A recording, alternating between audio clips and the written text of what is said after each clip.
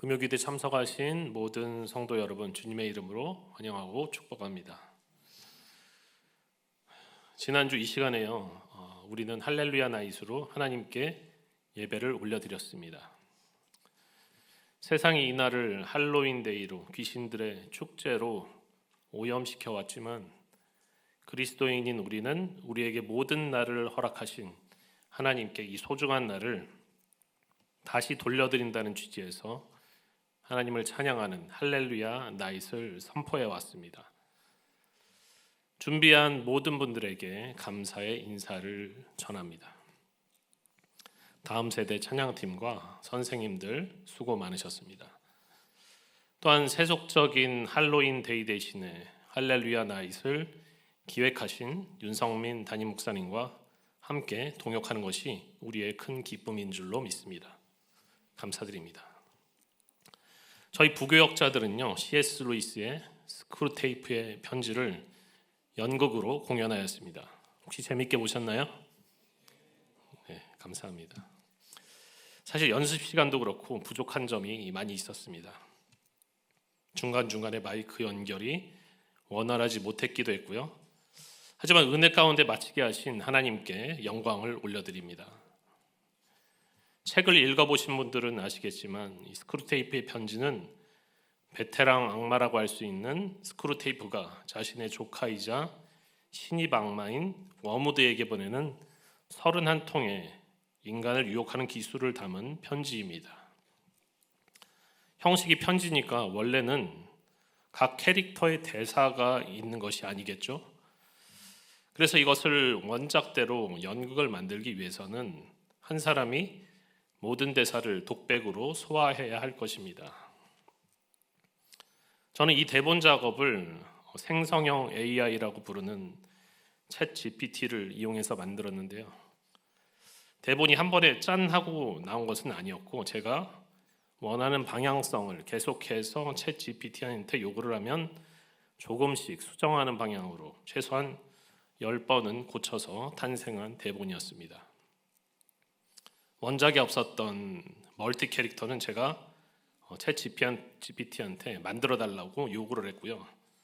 몇 분짜리로 만들어달라. 연극이 세태풍자적이고 너무 무겁지 않으면서도 진리를 담았으면 좋겠다. 이렇게 세밀하게 요청을 하면서 다듬은 끝에 최종 대본이 나오게 되었습니다.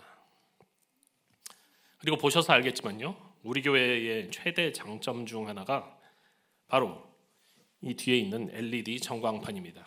제가 선전하는 사람 같은데 네. 위와 아래를 다르게 운용을 할 수 있어요. 그래서 아래 화면을 배경으로 사용을 했는데요. 이것은 이진아 실장님에게 부탁을 드렸고요. 실장님도 AI를 활용해서 배경을 만들었다고 합니다. 제가 촉박하게 시간을 들였는데 너무나 고급 퀄리티로 오프닝과 배경과 마무리 영상 만들어주신 이진아 실장님께 감사드립니다. 왜 수상소감 말하는 거였죠 이게? 네. 그리고 전체적인 음악과 마지막 설명을 멋진 음성으로 만들어준 박지호 간사님에게도 이 자리를 빌어서 감사를 드립니다. 저는 그 AI 시대에 우리가 너무 AI에 눌려 살지 않았으면 좋겠다는 생각이 많이 들었습니다.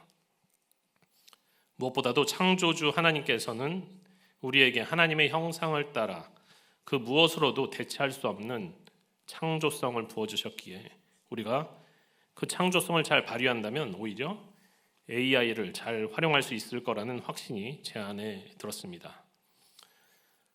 제가 지난주에 연극을 하고 나서요. 스크루테이프의 대사가 자꾸 저의 뇌리에서 떠나지를 않습니다. 시간에 쫓겨서 좀 급하게 외운 측면이 없지 않은데요. 이게 대사를 외울 때는 몰랐는데 자꾸 곱씹으면서 대사를 해보니까 그 대사들의 내용이 풀어져서 제 안에서 이해가 되는 그런 일이 발생을 하더라고요. 아니 뭐야? 그러면 배우가 대사의 내용도 제대로 모르고 외웠다는 거야? 이렇게 생각하실 수도 있겠지만요. 아니요, 그것은 아닙니다. 하지만 네, 사실 그렇습니다. 이런 이중적인 답변을 드려야 될 것 같습니다. 물론 대사 내용을요 전혀 모르고 외우진 않았습니다. 이해도 못하고 앵무새처럼 외운다는 것은 너무나 고통스러운 일이겠지요. 거의 불가능하다고 생각이 듭니다. 그런데요, 이 외운 대사를 곱씹으면 곱씹을수록 그 대사의 의미가 풍성해지고 좀 더 선명해지더군요. 예를 들어서 제가 했던 스크루테이프의 대사 중에서 서두르지 마라 워무드, 유혹은 돌풍이 아니라 잔잔한 안개와 같은 거야. 조용히 천천히 그녀의 마음을 사로잡도록 하게, 이런 대사가 있습니다. 기억나시나요? 네. 제가 이 말을 이해하지 못했던 것이 아닙니다. 그런데 악마, 사탄의 세력들이 정말로 그렇게 하겠구나, 이런 것들이 제 마음에 더 와닿고요, 더 실감이 되었다는 것입니다. 정말로 이 악한 악마의 세력들은 우리를 급하게 유혹해서 이것이 악마의 유혹이라는 사실을 금방 알아차리게 하는 것이 아니라 이렇게 은밀하게 천천히 아주 조금씩 우리의 마음을 사로잡으려고 하겠구나, 이런 사탄의 전략들이 깨달아지더라는 것이죠. 그래서 드리는 말입니다만, 우리가 만약 성경 말씀을 암송을 해본다면요, 당장은 그 깊이를 다 이해할 수 없을 수도 있겠지만 암송을 하면 할수록, 소리를 내어 읊조리면 읊조릴수록 하나님의 말씀의 신비를 경험할 수 있을 것이라는 그런 확신이 제 안에 생겨났습니다. 제가 이런 말을 하면요, 스크루테이프와 워무드가 매우 싫어하겠지만, 여러분 성경 암송 한번 나도 해봐야겠다, 이런 생각이 드시지 않나요? 반응이 썰렁합니다. 네. 지옥 세계의 논리가 무너지는 소리가 혹시 들리시는지 모르겠습니다. 여튼 연극을 재밌게 봐주셔서 다시 한번 감사의 인사를 올립니다. 저는 오늘 하나님 나라와 희망의 복음이라는 제목으로 말씀을 나누기를 원합니다. 오늘 우리가 다룰 이 본문은요, 전통적으로 예수님께서 산 위에서 하신 하나님의 말씀이기 때문에 산상수훈 혹은 산상보훈이라고 부르던지요, 아니면 8가지의 복을 얘기한다고 해서 팔복이라고 부릅니다. 수훈이라는 말은요, 들이울 숫자에 내릴 숫자 이렇게 써서 산에서 내려주신 말씀이다라는 뜻이 있고요, 보훈이라는 말은 보화와 같은 말씀이라는 뜻입니다. 어쨌거나 이 산상이라는 말은 산 위에서라는 말이 강조가 되어 있는 거예요. 산 위에서. 그런데 산 위에서 말씀을 내려주셨다는 말이요, 의미 없이 단순히 지리적인 위치를 나타내기 위해서 기록한 것이 아니었습니다. 마태는요, 주요 독자층인 유대인들에게 이 산이 가지고 있는 상징성을 드러내 보이려는 그런 의도를 가지고 산 위를 강조했다는 것입니다. 구약 성경에서 모세는요, 바로 산에서 하나님으로부터 율법을 수여를 받았습니다. 그러므로 지금 예수님이 산 위에서 말씀을 전하고 계신 것은요, 거룩하신 하나님의 말씀을 직접 선포하는 것과 같다는 그런 것을 은연중에 내포하고 있는 거예요. 모세가 시내산으로 올라가서 하나님께 율법을 하사받아서 산 아래로 내려와서 율법을 가르쳤듯이, 새로운 모세이신 예수님께서는 산 위에서 하나님 나라의 말씀을 선포하고 또 산 아래에서 그 말씀을 가르치셨다는 것입니다. 통상적으로 유대인들은요, 이 율법을 전수하고 가르치는 사람이 앉는 자리가 있었습니다. 이것을 모세의 자리라고 부르는데요, 마태복음 23장 2절에 보면 예수님께서 유대인의 회당에 들어가셨을 때 서기관들과 바리새인들이 모세의 자리에 앉았다라는 표현이 나옵니다. 지금 이 산에서 예수님은요, 모세가 백성들에게 율법을 가르쳤던 것처럼 앉으셔서 하나님 나라의 말씀을 전파하고 있는 것입니다. 그렇다면 이제 본격적으로 산상수훈의 내용을 살펴볼 차례입니다. 아주 오랜 세월에 걸쳐서 이 산상수훈은요, 그 해석을 두고 문제가 되어 왔습니다. 여기에 나와 있는 복을 쭉 한번 여러분 살펴보십시오. 복이 있다고 표현된 내용들이 우리가 현실에서 이상적으로 바라보는 그런 복입니까? 심령이 가난한 자가 복이 있고, 애통하는 자가 복이 있고, 온유한 자, 의에 줄이고 목마른 자, 긍휼히 여기는 자, 마음이 청결한 자, 화평케 하는 자, 의를 위하여 박해를 받은 자. 상당히 이상적이지만 뭔가 현실에서 바라는 그런 복의 모습이랑은 조금 거리가 있어 보이지 않으세요? 그러니 이 해석을 두고요, 그동안 많은 설왕설래들이 있었습니다. 이 선상수훈을 과연 우리가 지켜야 하느냐 말아야 하느냐에서부터 시작해서요, 이것은 지금의 현실이 아닌 마지막 때 종말론적으로 주어지는 복이기 때문에 지킬 수 있는 것이 아니다, 이런 식으로 해석하는 경우도 있었습니다.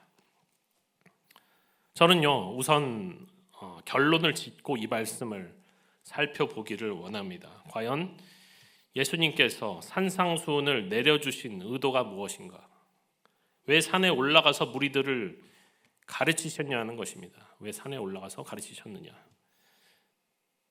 그리고 그 답은요, 지금 하나님 나라가 임했고 너희에게 복이 있다는 것을 알게 하시려고 이 말씀을 주셨다라고 대답을 할 수가 있습니다. 지금 하나님 나라가 임했고 너희에게 복이 있다, 이것을 알게 하시려고 말씀을 주셨다는 것입니다. 더 구체적으로 이야기해 보면요, 아무리 눈을 씻고 찾아봐도 세상의 기준으로는 복이 있다고 볼 수가 없는, 오히려 절망적인 상황에 있는 사람들에게 마저, 그리고 복을 받기 위해서 별다른 노력도 하지 않은 사람들에게도 마저, 아니 그런 생각조차 해본 적이 없는 사람들에게 마저 하나님 나라가 임했더니 복이 있더라, 이 말씀을 하시려고 산상수훈을 말씀하셨다는 거예요. 이것이 오늘 설교의 결론입니다. 그래도 뭔가 개운치 않고 뜬구름을 잡는 것 같죠. 제가 왜 오늘 이 본문을 선택을 했냐면요, 바로 하나님 나라 때문에 선택을 하게 되었습니다. 하나님 나라. 좀 이따가도 부르겠습니다만은 요즘 찬양 가사를 보면요, 하나님 나라를 많이 이야기를 합니다. 하나님 나라 임하소서, 내가 소망하는 아버지 나라 등등 굉장히 많이 쏟아져 나오고 있습니다. 그런데요, 전통적으로 신앙생활을 해오신 분들은 이 하나님 나라 찬양 가사는 많이 나오는데 이 하나님 나라가 생소해요. 많이는 요즘 찬양에 많이 나오는데 이 하나님 나라가 생소합니다. 그동안 우리가 자연스럽게 이야기해왔던 천국이 바로 하나님 나라다, 이렇게 말을 하는데 또 그 내용을 보면 천국과 하나님 나라가 좀 다른 것 같이 느껴지거든요. 천국은 그저 죽어서 가는 아름다운 본향, 장례식장에서 나오는 것, 이렇게만 생각해 왔는데 하나님 나라는 지금 이미 임했다고 그러고 또 완성되어 간다나요? 완성되어 간다, 이런 말을 하잖아요. 아니, 도대체 뭐가 맞는 것입니까? 헷갈린다는 것이죠. 그런데 여러분, 성경에 천국이라는 단어가 나와 있는 구절이 총 몇 개인지 아십니까? 제가 가지고 있는 성경 프로그램에 천국하고 개정, 우리가 읽고 있는 개역 개정 성경에서 검색을 해봤습니다. 천국 몇 개 나오느냐? 천국이라는 단어가 있는 구절이 총 37개의 구절이 나왔습니다. 그 중에서 단 한 구절만 빼고 나머지 36개의 구절이 모두 마태복음에서만 나타나고 있어요. 마태복음 말고 유일한 다른 한 개는 요즘 우리가 새벽에서 다루고 있던 디모데후서 4장 18절에 딱 한 번이 나옵니다. 바울이 내가 그의 천국에 들어가기 원합니다. 내가 그의 천국에 들어가기 원합니다, 이렇게 이야기하는 거예요. 그래서 이 한 구절을 빼고요, 모조리 마태복음에만 천국이라는 표현이 나옵니다. 영어로는 The Kingdom of Heaven이에요. Kingdom of Heaven, 하늘의 왕국입니다. 하늘의 왕국. 그럼 다른 성경에서는 천국을 뭐라고 부르나요? 마가복음과 누가복음은 뭐라고 부릅니까? 마태복음이랑 같은 공관복음이니까 천국을 다른 말로 뭔가로 표현해 놨을 거 아닙니까? 그것이 바로 하나님 나라라는 것입니다. The Kingdom of God. 하나님 나라라는 거예요. 그래서 Kingdom of Heaven, 천국과 하나님 나라가 같은 말이라는 것입니다. 아니 그런데 어떻게 하늘나라와 하나님 나라가 같을 수가 있습니까? 왜 이렇게 다르게 쓴 것입니까? 가장 유력한 설은요, 유대인들이 전통적으로 하나님의 이름을 함부로 부르는 것을 극도로 꺼려왔다는 데 있습니다. 그래서 히브리어로 하나님의 이름인 여호와를 글로 써놓고 뭐라고 읽는다고요? 뭐라고요? 아닙니다. 야외인데 원래 여호와는 한글로 써놓고 야외인데 야외를 써놓고 뭐라고 읽는다고요? 아도나이라고 읽습니다. 아도나이. 글자는 철자는 그게 아닌데 아도나이로 읽어요. 거룩하신 하나님의 이름을 함부로 부를 수 없는 유대인들을 대상으로 이 마태가 편지를 썼기 때문에 하나님이라는 단어를 빼고 하늘나라로 고쳐서 불렀다는 것입니다. 이게 가장 유력한 설이에요. 하늘나라는 한자로 하늘 천자를 써서 천국이 된 것입니다. 그래서 하나님 나라가 익숙하지 않은 분들은요, 그냥 천국이라고 하셔도 전혀 문제가 되지 않습니다. 천국이라고 하셔도 돼요. 그런데 예수님은요, 처음 이 땅에 오셨을 때, 2000년 전에 이 땅에 오셨을 때 하나님 나라, 즉 천국이 시작되었다 이렇게 선포를 하셨습니다. 우리가 죽어서 가는 나라인 줄 알았던 그 천국이 시작되었다 선포를 하셨어요. 왜 하나님 나라가 시작되었다고 예수님은 선포를 하신 것일까요? 그것은 나라라고 번역된 헬라어인 바실레이아의 뜻이요, 왕국을 나타내는 것이기 때문에 그렇습니다. 왕국. 하나님이 왕이 되셔서 혹은 하나님이 보낸 메시아가 왕이 되어서 다스리고 통치하는 왕국이 하나님 나라이기 때문이다라는 것입니다. 그러므로 예수님이 2000년 전에 오신 것은 단순히 인간으로 태어나서 살다가 돌아가신 것이 아니라 예수님께서 직접 왕으로 오신 하나님 나라, 하나님의 왕국이 시작이 되었던 것입니다. 그렇기 때문에 지금 예수님이 산 위에 올라가셔서 가르치시는 것은요, 무언가 새로운 율법이나 아니면 천국의 교리를 선포하시려고 올라간 것이 아니라 지금 내가 여기에 옴으로 인해서 하나님 나라가 여기에 임했고 하나님 나라가 이미 시작이 되었다는 것을 선언하고 있는 것입니다. 아니 그렇다면요, 예수님이 그런 의도로 산상수훈을 선포했다는 것을 우리가 어떻게 확인을 할 수가 있죠? 그 말을 어떻게 믿을 수가 있습니까? 무슨 증거라도 있는 것입니까? 우리는 예수님께 이 산상 설교를 듣고 있는 대상인 무리들이 어떤 사람들이었는지 살펴봄을 통해서 그 사실을 확인을 할 수가 있습니다. 우리 마태복음 4장 23절에서 25절을 다 함께 한번 읽어보도록 하겠습니다. 예수께서 온 갈릴리에 두루 다니사 그들의 회당에서 가르치시며 천국 복음을 전파하시며 백성 중에 모든 병과 모든 약한 것을 고치시니 그의 소문이 온 수리아에 퍼진지라. 사람들이 모든 앓는 자 곧 각종 병에 걸려서 고통당하는 자, 귀신 들린 자, 간질하는 자, 중풍병자들을 데려오니 그들을 고치시더라. 갈릴리와 데가볼리와 예루살렘과 유대와 요단강 건너편에서 수많은 무리가 따르니라. 아멘. 예수님은요, 지금 세례 요한에게 세례를 받고 나서 갈릴리에서 처음 공생의 사역을 시작을 하셨습니다. 먼저 제자들을 부르셨어요. 그리고 본격적인 갈릴리에서의 사역을 시작하셨는데요. 신학적으로는 이런 예수님의 사역을 크게 세 가지로, 대문자로 TPH, T는 teaching, 가르침이고요. P는 preaching, 설교하고 전파하는 것을 말합니다. 그리고 H는 healing, 치유하는 사역을 예수님의 3대 사역이라고 이야기를 합니다. DPH. 23절을 보면요, 회당에서 가르치시며 천국 복음을 전파하시며 모든 병과 모든 약한 것을 고치시니, Teaching, Preaching, Healing, DPH가 다 나타나고 있습니다. 가르치고 전파하시고 고치신다는 거예요. 바로 소문이요, 갈릴리와 인접한 수리아에 퍼져나갑니다.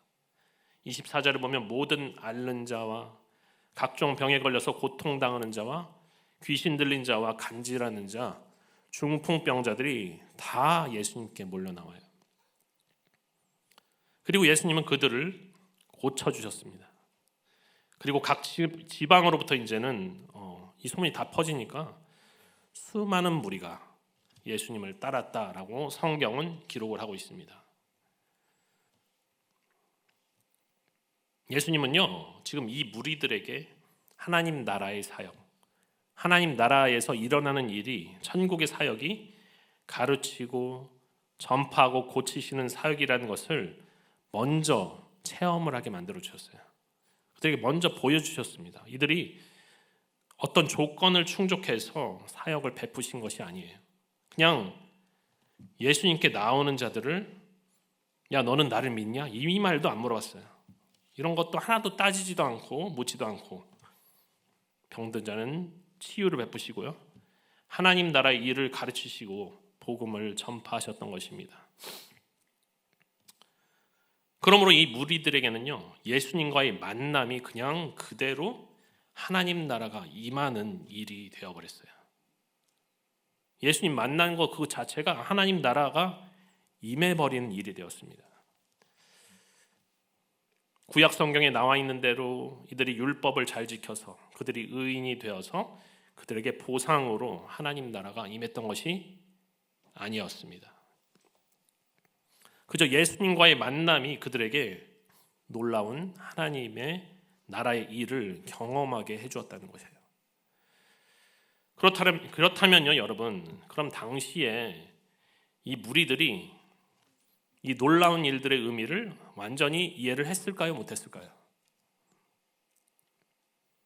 예를 들어서 병 고침받은 사람들은 야, 이것이 하나님 나라의 일이구나, 하나님 나라가 임하니까 나한테 기적이 일어났구나, 이렇게 깨달았을까요?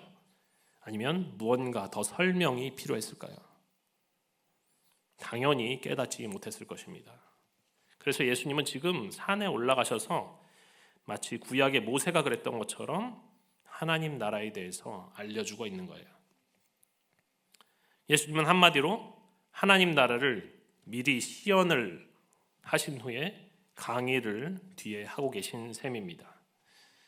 미리 먼저 다 겪어보고 이것이 무엇을 의미하는지 친절하게 설명을 해주고 계신 거예요. 그런데요, 또 한 가지 우리가 염두에 두어야 할 것이 있습니다. 그것은 바로 오늘 본문에 나오는 복이 있다라는 표현이에요. 복이 있다.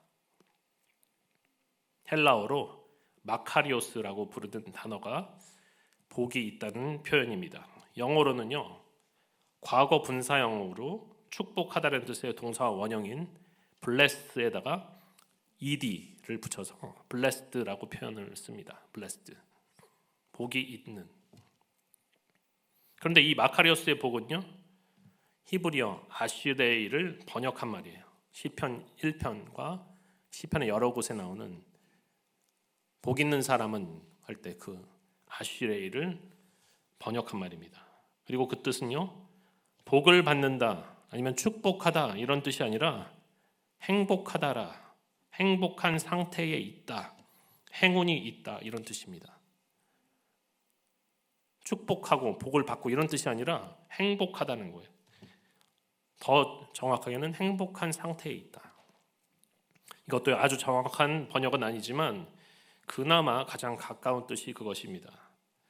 우리가 일반적으로 알고 있는 하나님께 복을 받는다 아니면 축복한다는 것은요, 히브리어로 베라카라고 하고요, 헬라어로는 율로게토스라고 합니다.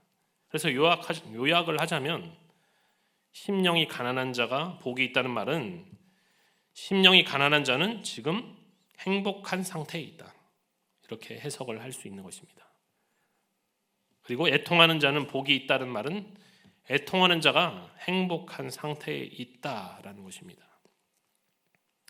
그런데 그동안은요, 이 말씀을 주님께서 직접 말씀하신 거니까 이것을 주님의 명령으로 받아들여서 우리는 하나님 나라의 행복한 삶을 살기 위해서 내가 심령이 가난해져야겠구나, 내가 애통하는 사람이 되어야겠구나, 내가 핍박을 받아야겠구나, 이런 식으로 많이 해석을 해왔습니다.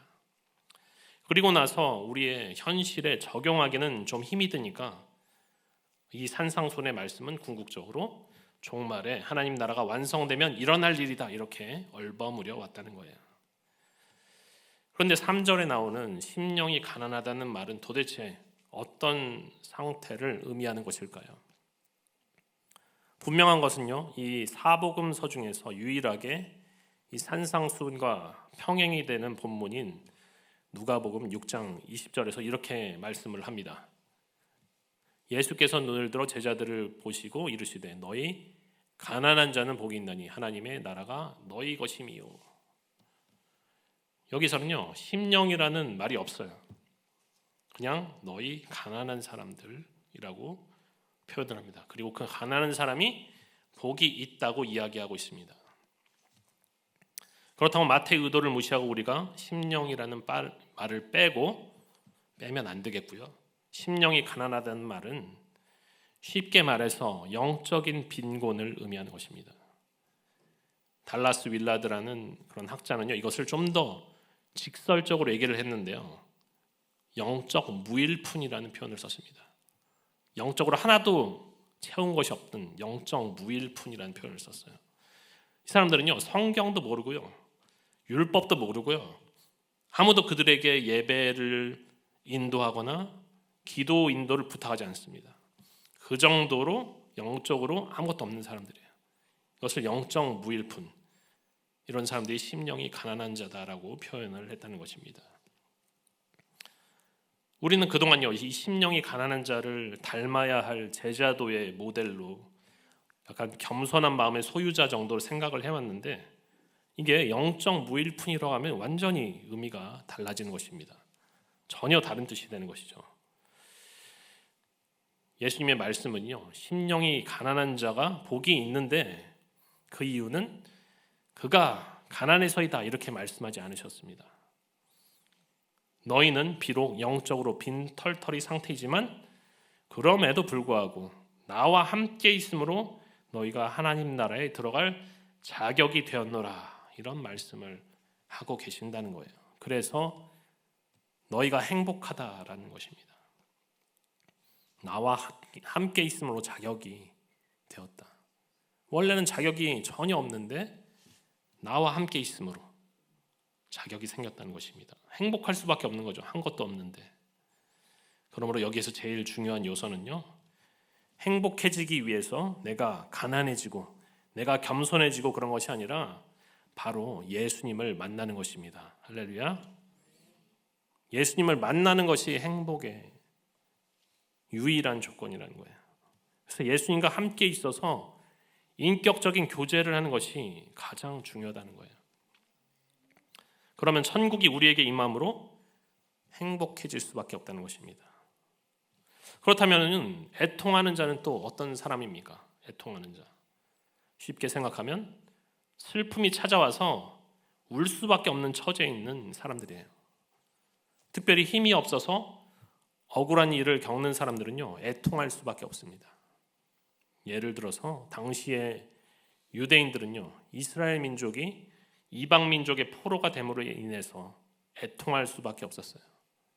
계속해서 이 포로의 굴레를 벗어나지 못하잖아요.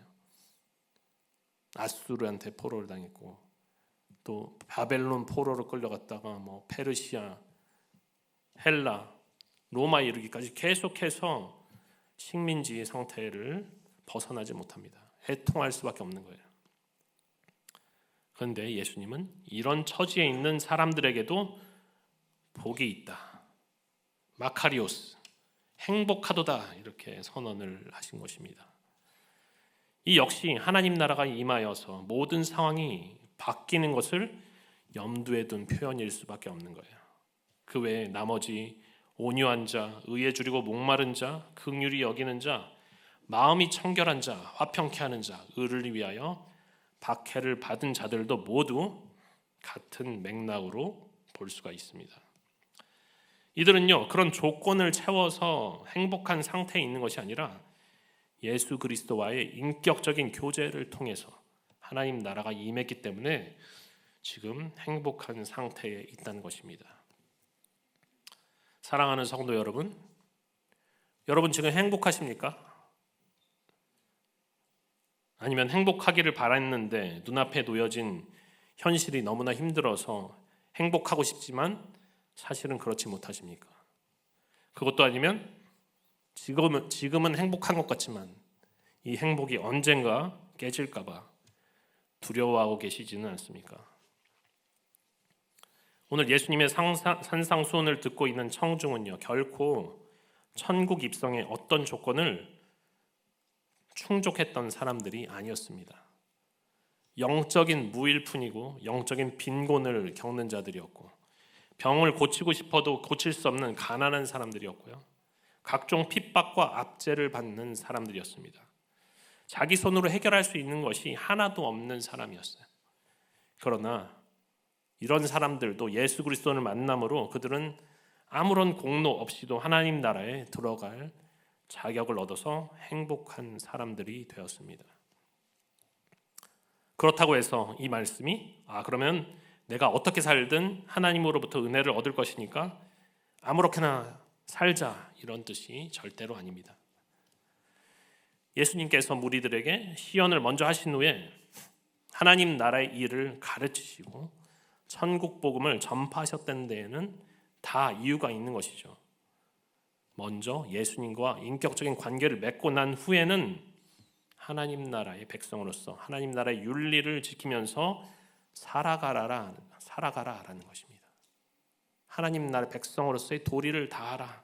이것이야말로 제자된 자의 도리일 것입니다.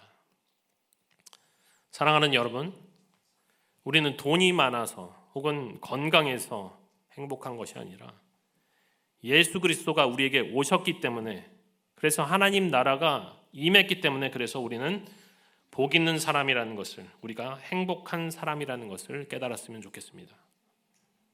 예수 그리스도가 오셨기 때문에, 그래서 하나님 나라가 이미 임했기 때문에 우리가 행복한 사람이라는 거예요. 하나님 나라는요, 아무리 깊은 절망 가운데 있는 사람이라도 그 절망을 희망으로 바꾸어주는 희망의 복음입니다. 이 사실을 믿는 저와 여러분이 되시기를 주님의 이름으로 축복합니다.